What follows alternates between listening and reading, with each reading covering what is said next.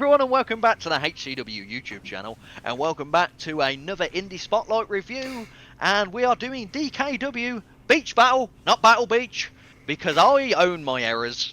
This was on the 26th of May, so literally yesterday. But we are joined by the man that can't host channel, so I've got to do it for him. DP, how you doing? Hey, yeah, not much different from the last half hour-ish ago. Yeah, I forgot to mention we're on Twitch, aren't we? We're live on Twitch for anyone. Yeah, it's live on Twitch. How are you? How are you doing? Has anything changed in the last half hour? No, yeah, nothing's changed except I messed up the intro after mocking you for messing up an intro, but that's fine. Didn't mention on the previous video, which I'll probably mention here. We do game on Twitch. We should probably mention that because I didn't mention that. We're going to do an Overcooked series. It could just be me and DP. I'm not forcing Frozzy and Loz to be involved, but we're going to do it. Well, force mods are on if we need to. Yeah. Did you check if you had Overcooked? I did not. I was looking for a receipt for it rather than a. Wonderful. Anyway, yeah. If you don't, I'll probably get it soon because I can imagine it going back up to 1999. Yeah. Anyway, back to DKW. Yeah. So this was at the Balmoral Community Centre in Westcliff-On-Sea. Yes. Where's Westcliff-On-Sea? It is by Southend, which is a coastal town, which is about an hour out. Is that an hour out? About an hour and a half out from London. So easy enough train trip, and it's a nice little town. Is it? Yeah, I mean, you go there, it's full of culture. I thought you were going to say something else there. No, it's culture heavy. Literally on the way there, it was about a 50-minute walk to the venue, and I had to go through like this weird like community fair thing on the street.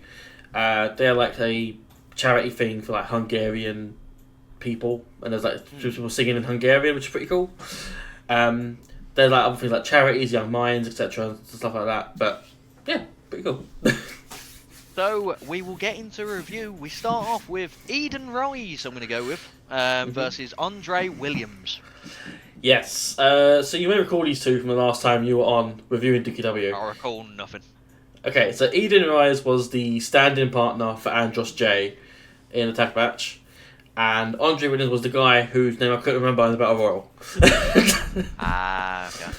Yeah. Again, apologies to Andre if you saw that video.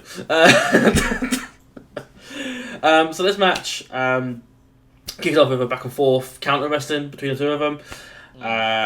Andre keeps trying for some kind of hooked arm suplex, which is he never really hits it.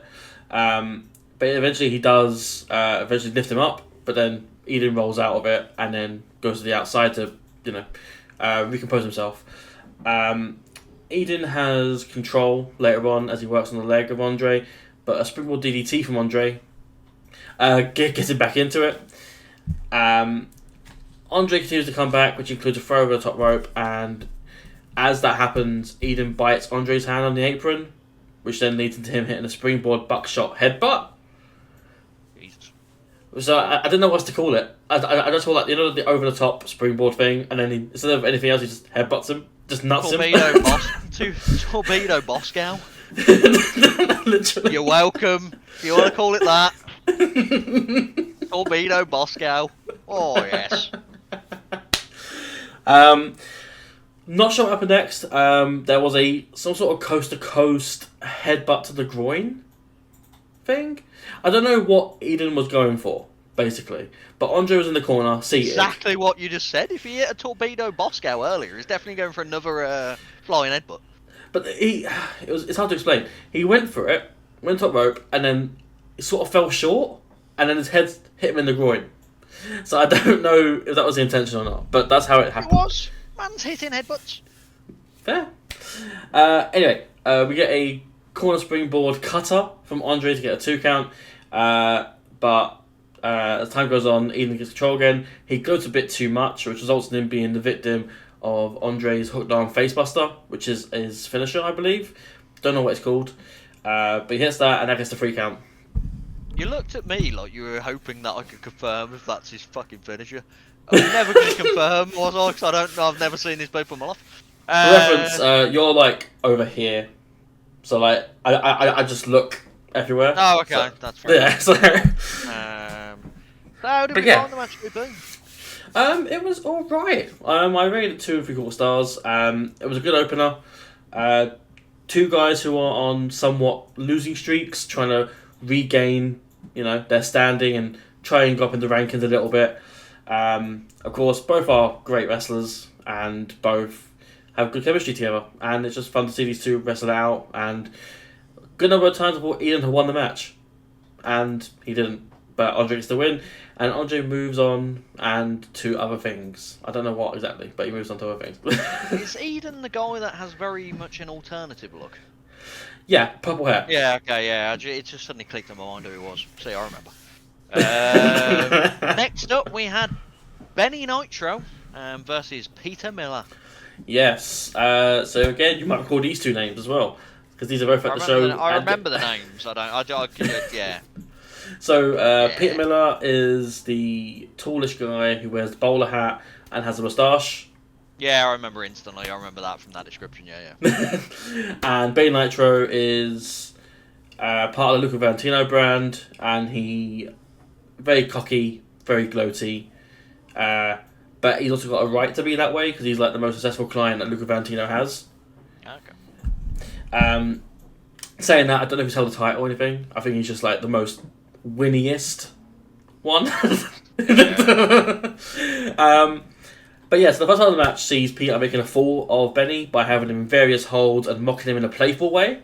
So sort of like, go on, lad, and then hit him on the head sort of thing. Like, get out of there. Like, and Benny is really annoyed by this and takes out frustrated on a chair nearby. Eventually, we'll be back in the ring though. Peter lands a body slam and a gentleman's boot, which is like it's like a bro kick. Yeah. But he calls it gentleman's boot because again, moustache. He's very gentlemanly. There you go.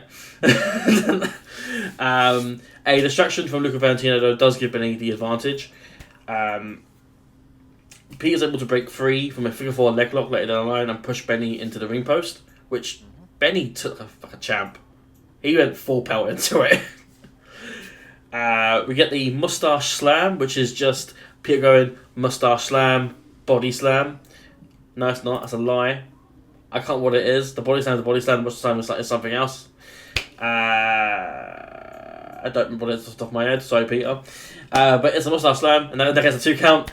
And then towards the end of the match, Benny removes the turnbuckle, and as the ref is distracted, Luca slips some brass knuckles to Benny, and Benny uses them on Peter to knock him out for the 3 count. And that ends the match, pretty much. Wonderful. How was it? Definitely a bit weaker than the starting match. I rated it 2.5, so not much difference, but enough to rate it differently.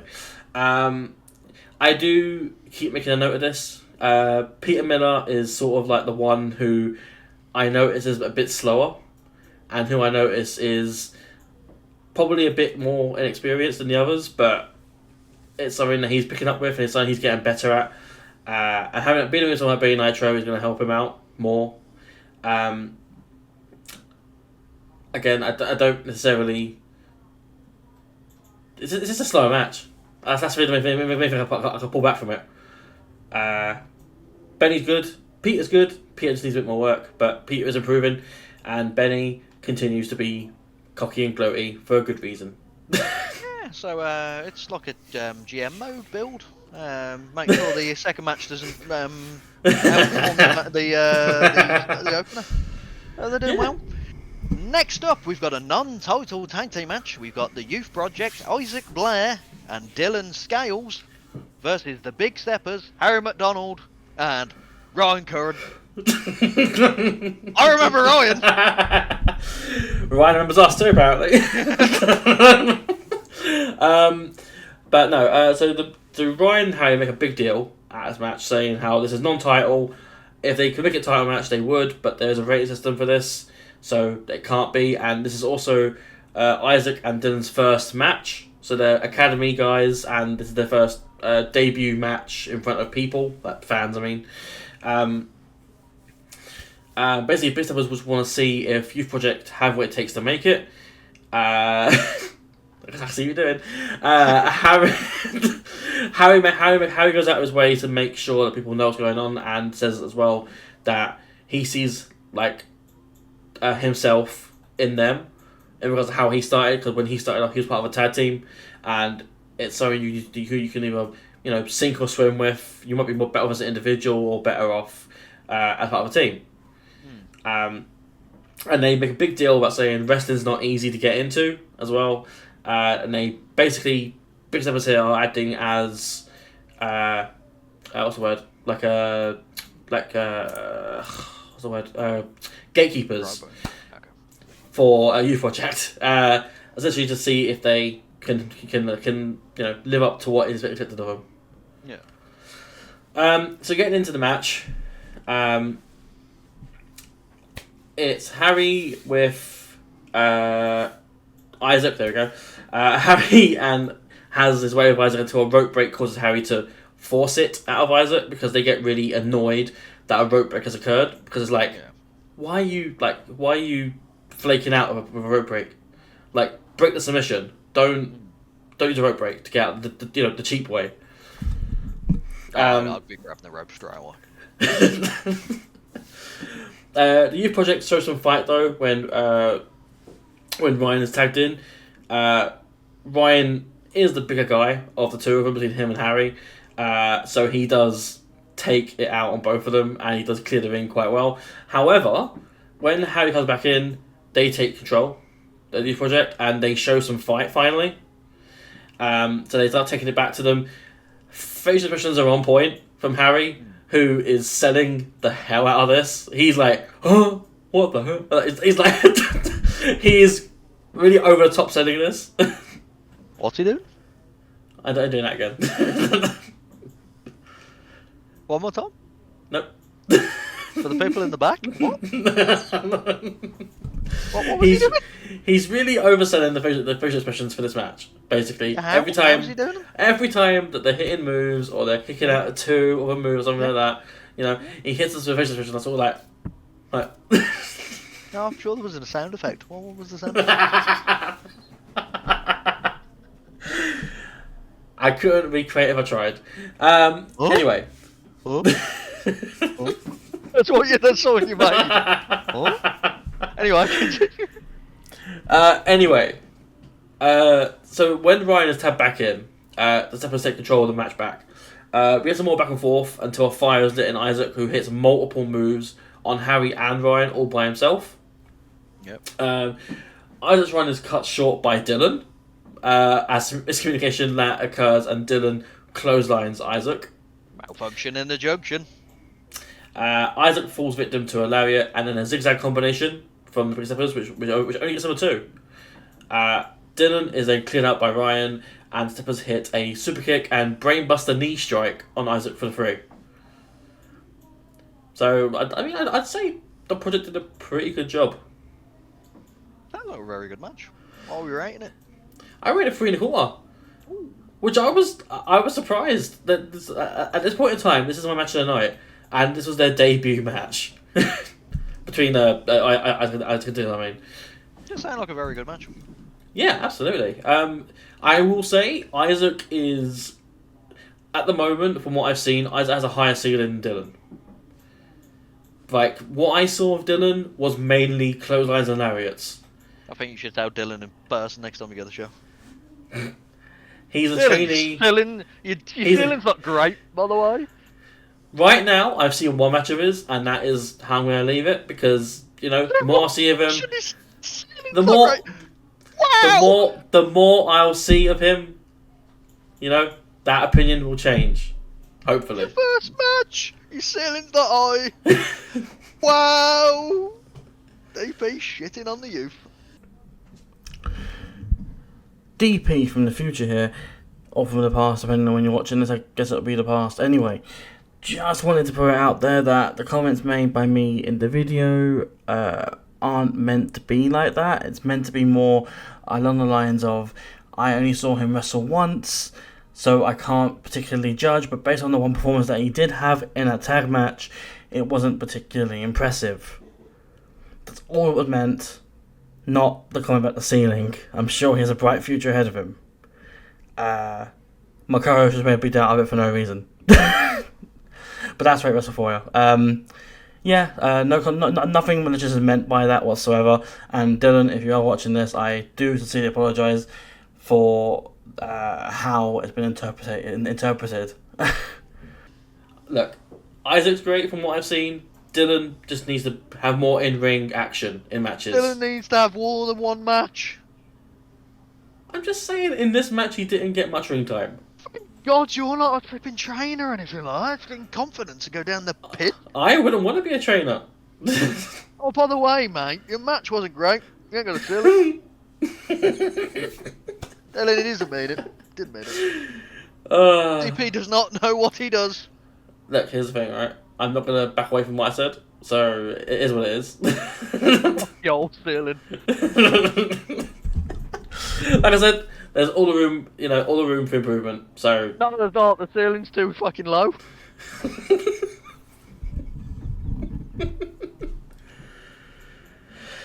But no, like I said, Anyway, three let's and move four away stars. from this absolute dilemma of killing the youth. We've got a lumberjack match for the DKW Showcase Championship. We've got Tony Kemp versus the reigning defending champion, Axel Woods. Yes, Axel Woods, the Woodsman, against Tony Kemp, who I'd never seen before. Tony Kemp is essentially a guy who wears a biker jacket, like the leather jacket, and also wears these really peculiar bright blue shorts. Okay. Is They're he like made related of... to the Kemps?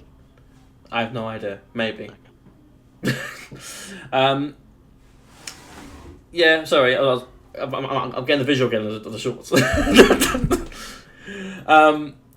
the match started with some back and forth with arm holds, a shoulder tackle off, which Tony wins with a gut kick. Tony has the control of the match with a slower, more controlled approach, and he hits a stunner, which was very surprising to see. He just hit a full-on stunner. Then we get some lumberjack interference because as Axel rolls out of the ring, he's met by Bay Nitro and who was the other one? Eden Rise. And they're like sort of chummy on the back because they're the heels of the lot here of the lumberjacks. So they're like sort of surrounding him, and then that causes the other lumberjacks to be like, "Hey, what are you doing?" Like, and there's a little bit of a kerfuffle there. Eventually we go back to the ring though, and the match speeds up as Axel has most of the control here. Now he's moved a bit more fast paced, using more offense. Axel with a boost of momentum, and he does actually win with the spear, which is his finisher that he does. And then post match there is an attack from Tony with Big O making the save. Spear. Is it an edge spear or is it a Goldberg spear? It's more like a release spear. In like he'll sort of it's hard to explain. He'll It's take them with him and then release them. kind of like he's fully extended before he hits the move. Okay, so it's more like a javelin. Kind of, yeah. How do we feel with this match? For me, it was about 2.5 personally. I wasn't a fan of the start because I'm not a fan of the slower approach to matches. But I know matches have to start that way sometimes. But I much preferred it after the lumberjack stuff because that's when it started to heat up more and felt a bit more like, okay, we're actually going to start building now, and it's not about limb work. And I think the main thing here was Axel getting another win, and we're setting up between Axel Woods and Big O, probably at the anniversary show in July. Will you be attending? I intend to. I can't guarantee I'm going to be there though. Right now. Intend. I intend to attend. And Is it the next show? No. Okay. There's another show before that. Are you attending to be to that one? Maybe. We'll see. Remember, Dylan, DP will be at the next show. And we finally get to a main event. We had a triple threat match for the DKW British Championship. So I'm guessing the British Championship's the main title. Correct, yeah. Okay. We had Founder Jackson versus Champagne Charlie versus reigning defending champion Tom Edwards. Yes. Bald So guy. again, Remember, he was bald. yes. As I say, you might remember these three names. I remember. I remember the name Founder Jackson. I don't know why. And Champagne Charlie looks like flipping old school Triple H. Yeah, that's actually right, yeah. Champagne Charlie has the most ridiculously sized bottle of champagne with him. It's ridiculous. It's like small top and then just like. Founder Jackson is the current All One Nothing briefcase holder, which is their version of like the Money in the Bank, and he wears a captain's hat. Oh, I know who he is instantly. Yeah. Yeah. I thought, as you said, is the champion. He's been champion for a little bit now. Came very close to losing. He kicks people's heads in on the weekend. That's what he does. He is. To be fair, they do call him No Nonsense Tom Edwards. So It fucking looks like him. He's gonna start a fight in your local pub. But yeah, no. Tom Edwards almost lost the title to Champagne Charlie back at March show at the Lee show. Back in the March, yeah. Night of the Wrestling 3. But yeah, so the match itself, Charlie took early advantage, taking control of the match early on. Founder tries to steal a pin though from Tom, which results in Founder getting abused from Tom. Founder's then taken out for the time being as Tom lands a big boot on Charlie. Charlie's able to come back and hit a second rope elbow drop, which Founder breaks up the pin for. Founder is removed as Founder tries to roll up Tom. Tom and Founder exchange a variety of holds. Charlie hits a powerbomb on Tom, who hits a top rope suplex on Founder. So typical wrestling spot where you have like powerbomb, suplex, same thing. Charlie hits a neutralizer on Tom, which is Tom's finisher, typically. But Founder breaks up the pin with a chair. Founder also introduces a table to the match.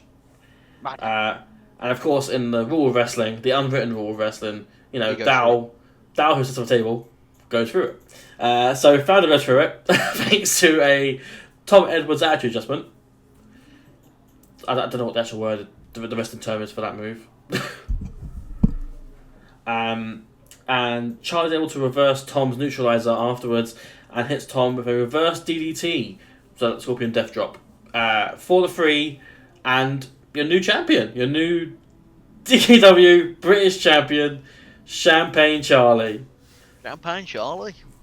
We get streamers, celebration, same thing as you mentioned earlier with Kamikaze. The locker room come out, everyone's here, we're all celebrating. Charlie's title win. We're now officially in the reign of the Champagne Popper himself. Before the show and during the interval, I asked people about the show, and most other people said it's Charlie's time. Like this is the show. It's like now or never. Like Charlie has to win this here, otherwise there's no point. And what are we doing? Exactly. He wins it. We're getting celebrations. Streamers are thrown, etc. And suddenly he's attacked. By Founder Jackson. Yeah. And Founder Jackson's cashing in his all or nothing briefcase. No, no. And he hits Champagne Charlie with the stroke. Oh yes. which is his finisher, and Charlie kicks out of 2. The crowd cannot believe this, as Charlie is now probably going to win, because that's typically how it works. I don't like how you said that. Charlie goes to hit his reverse DDT, and Founder wrecks the eyes. And then Charlie gets hit by a leaping lariat from behind, from Founder, and that's on qualification. And then Charlie's pinned for the 3. We've got another new TKW British champion. What a waste of time for Charlie. What a waste of time. Congratulations, Founder Jackson. Absolutely. Founder doesn't get streamers, so he just runs around the ring with Charlie streamers. That's outrageous. They didn't give him streamers. He picks up himself and celebrates among the booing crowd, who are not a fan of this whatsoever. Are you booing? I keep myself impartial. Charlie recovers and chases off Founder, and Founder runs out the back. With the title, Charlie gets on the mic and states that even though it was less than a minute, his title reign is official, which means that in his contract he gets a rematch clause. Good call. And also in his contract he can choose a stipulation for his rematch. Champagne boat match. So it's confirmed for an anniversary show in July. Champagne Charlie, Founder Jackson, in an I Quit match. That's good. Yeah. What were the ratings of the matches then? This match in particular, I rate it. Where's it gone? There we go. 3.5. No match at all. Match of the night, absolutely. It deserved it. Like, the amount of story going into it as well, and just, I don't know, crowd atmosphere for me is a thing, and it's just something that, I know I shouldn't incorporate that, but it's just a feel for it. Crowd impact. They said with the Kamikaze one, if George and Edgar didn't have the crowd impact, it probably wouldn't have got. It was a good match, but it got the crowd properly immersed into it. Mm-hmm. Like, the crowd were fully on board for Charlie. Honestly, they wouldn't have wanted Tom to win, but as long as it weren't Founder, I think Tom would have been, somewhat okay winning it and that retaining.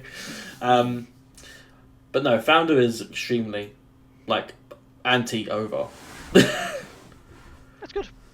Mm-hmm. I have one final question. Yes. So you call Founder Jackson Founder, Yes. and you call Tom Edwards Tom. Yes. Why don't you call Champagne Charlie Champagne? Because I don't know. Because to me, Champagne is not a first name to me, and but Founder's a first name, isn't it? Yeah. I associate because Jackson's not a first name to me. Like Jackson's more a surname. Jackson. It's a first name. Saying that, I do know one person who's called Jackson, but regardless of that, Right. it's just the way that my mind associates it. So to me, Champagne Charlie is Charlie, Founder Jackson is Founder, and Tom Edwards is Tom. Is there anyone called Champagne? There probably is someone called Champagne. First name. I mean, yeah, Champagne Charlie. There you go. Not calling it. I There's don't also know. Champagne Williams. Who's that? The guy I just found on Google. Okay, fantastic. How was the show overall then, young DP? So again, I enjoyed it. It's something about attending these smaller shows because, as you know, I'm from London. I live in London, and I'm used to London shows. I'm used to Progress, Purpose. Kind of shows you lose a showdown on you. Like, these are the kind of shows that crowds are more likely to try and hijack it or start something obnoxious. Hardcore country. Yeah, Worst. When precisely. what show was that? And it was the worst thing I remember. That What was show the Rev Pro 11th anniversary. absolutely ruined that whole flipping thing. That did awful. Yeah. Anyway, continue. But it's something to do with these smaller town shows that the crowds are more respectful and they cheer who they're going to cheer for and boo who they're going to boo for. And it feels a bit more, I guess, friendly and inviting is probably the better word for it. Yeah. And also shout out to the team who do it because they do these little things which I'm sure you've seen before. Yeah, you post them on our Instagrams. Cool. Yeah, I thoroughly love these. Yeah, no, they are pretty cool. It's an old school sort of feel to it. It isn't too much, but it's also just enough. But yeah, I really enjoy those. And on that bombshell, as usual, like and subscribe, follow DKW, because the description, I'm hoping we put them in the flipping description. We will do, yeah. Yep, their next show, I'm guessing that's the next show, 29th of June. Yeah. Loaded Lottery with Founder Jackson. Don't know. Woods, Axel Woods. That's going to be Benny Nitro. Is it Benny Nitro? Is that the Nope. moustache guy? No. Eden Rise Yeah, is no. one of them too. There's No, a he's woman. not. There's a woman. Who's the Yep. woman? Do we know who the woman is? That's Protege Vicky. Ah, that's pretty cool now. And plenty more. But yeah, anyway, back to ourselves. Like and subscribe. Is Dylan on that poster? Because his ceiling's limited to me, boys. He's not, no. Oh yeah, it's because his ceiling's not limited, is it? You know, he'll never be on a poster according to DP. I'm going to start this rivalry. I mean, it's not a rivalry. What can happen is, in a year's time, it's going to be DP versus Dylan No. Scales, and I'm going to be his manager. No, Dylan has all the potential. It's just for that one match. The one match he's ever had. I didn't see much, that's all. The ceiling's low on Dylan. Don't worry, Dylan. As your new manager, we'll get him. No. This is not coming up. That's not even Dylan's thing! Rowan's going to join us as well. DP out. But yeah, as usual, like and subscribe. We have fun here, clearly. Yeah. Follow us on Twitch, which we're live on right now. We'll be playing games on the weekends, hopefully every weekend at some point, but we're very not good at it at the moment. I've got WrestleMania series, which I'm trying to do, but then forgetting to do. We're doing an Overcooked series. I'm going to mention it in every video until it happens. And by, it's just going to be me and DP, at least. Probably, yeah. Muzz is around at some points. Nikki finally appeared and smashed DP into oblivion on the Great British Wrestling quiz on the shows that DP attends and still lost. I'm winning on Showdown. I think I'm winning on Wrestle Connect, we found out, which I thought we were drawing, but I think I'm winning on that as well.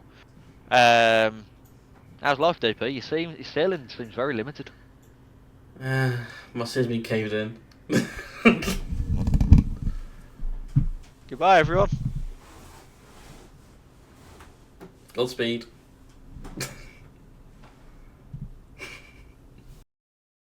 So, we're ready to go anyway, young DP? I believe so, yeah. So, you're not hosting? I do not. Why don't you want to host? I'm just not, Hello everyone and welcome back to the HCW YouTube channel. My name is Ratewrestle and we are here for another review for DKW Battle Beach. I fucked up! Yeah! I literally sent you the deets. I'm literally reading it. Battle Beach? WCW? That's what I was getting to, wasn't it? Battle fucking Beach. Battle at the beach. There we go. Me talking shit over you. That's probably the first time we've messed up in fucking ages. Or ever. Oh, that's amazing.